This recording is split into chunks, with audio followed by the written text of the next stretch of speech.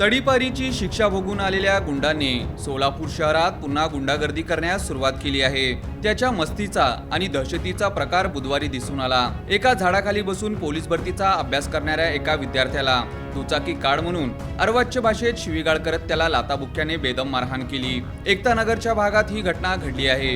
या गुंडाने बाहेर आल्यानंतर पुन्हा लोकांमध्ये भीती निर्माण करण्याचा उद्योग सुरू केल्याने पोलीस वेळीच त्याचा बंदोबस्त करावा अशी शहरवासियांकडून मागणी होत आहे। झाडाखाली अभ्यास करत बसलेल्या प्रथमेश तुपसमुद्रे या विद्यार्थ्याला तुझी मोटरसायकल झाडाखाली लावू नकोस असे म्हणून त्या तडीपार गुंडाने त्याला लाथाबुक्क्याने बेदम मारहाण केली। जास्त बोललास तर जीवेठार मारण्याची धमकीही दिली। त्या गुंडाला पोलीस उपायुक्तांनी सोलापूर व धाराशिव या 2 जिल्ह्यातून तडीपार केले होते। गेल्या 3 महिन्यांपूर्वी तो शिक्षा भोगून परत आला होता।